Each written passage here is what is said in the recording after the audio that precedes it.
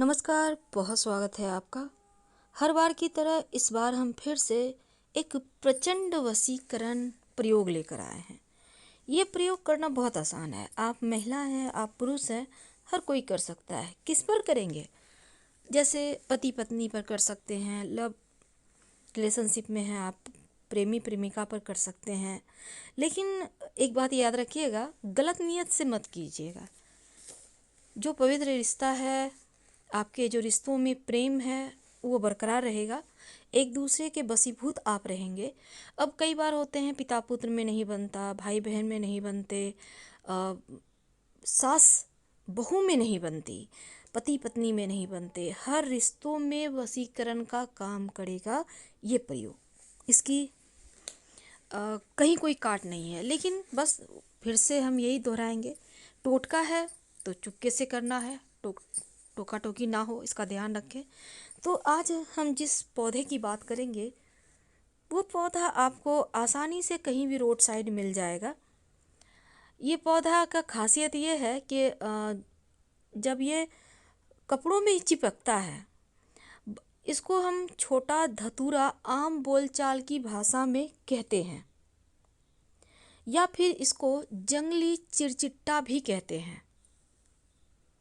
ज़्यादातर ये झाड़ जंगल में ही पाए जाते हैं और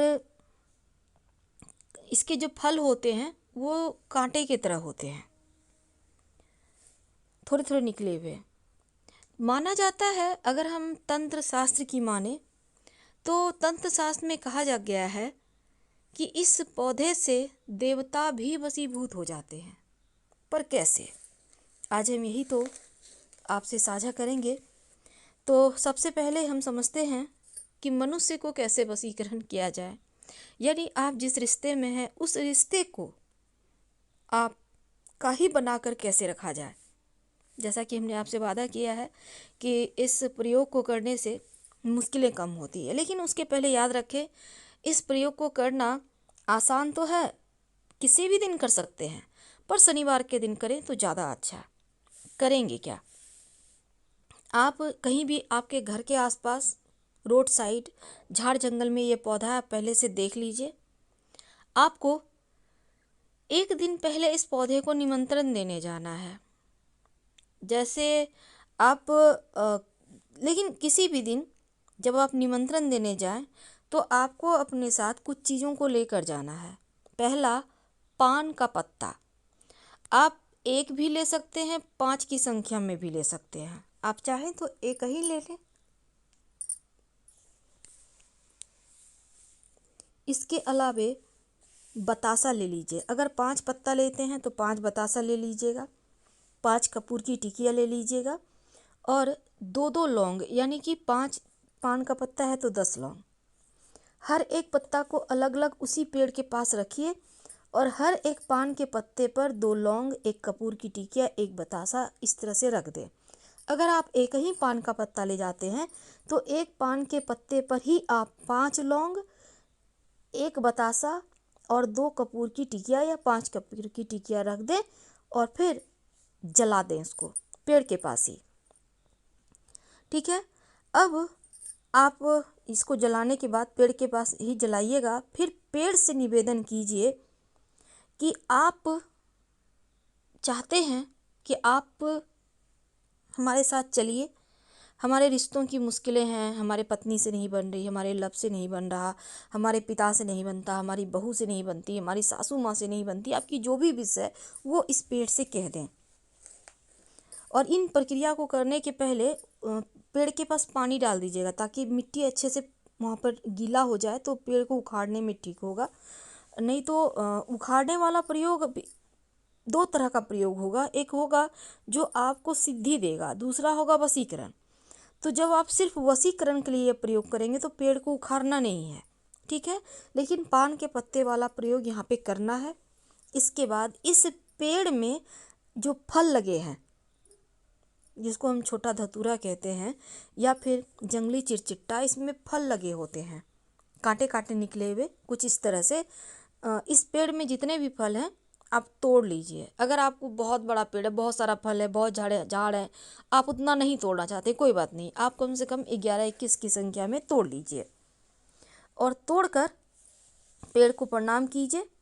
और वो जो आपने लौंग जलाया है पान के पत्ता के ऊपर, जो लौंग जलने के बाद पत्ते से नीचे उतर चुका है, मिट्टी में आ गया, उसको मत छूइएगा।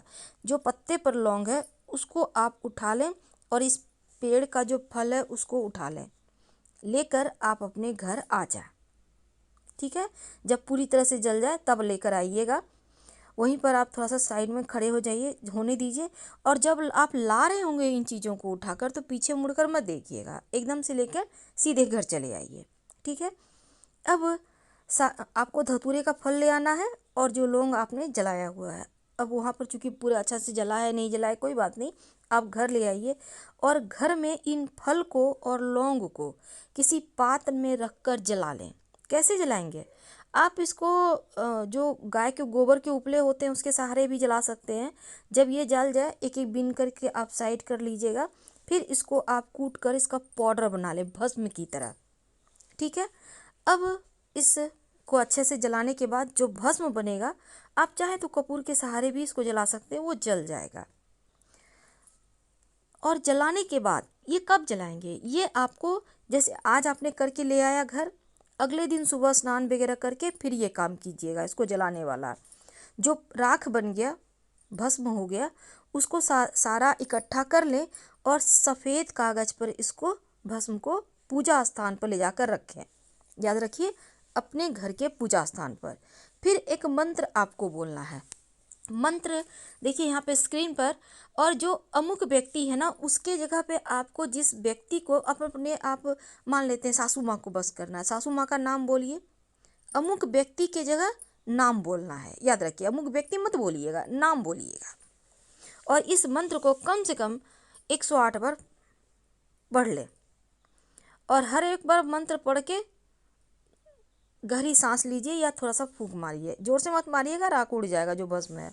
ठीक है, या फिर सिर्फ आप पढ़ लीजिए। पढ़ने के बाद इकट्ठे ही आप 1 बार या 3 बार फूंक मार दीजिएगा धीरे धीरे उस राख में। अब ये आपका वशीकरण का सामग्री तैयार हो गया।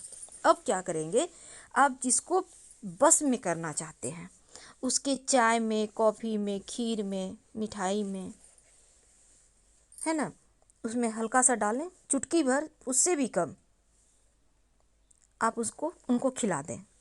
आप इसको उनके वस्त्र पर भी लगा के वशीकरण कर सकते हैं या फिर उनके माथे पर पीछे से भी आप थोड़ा सा डाल दीजिए।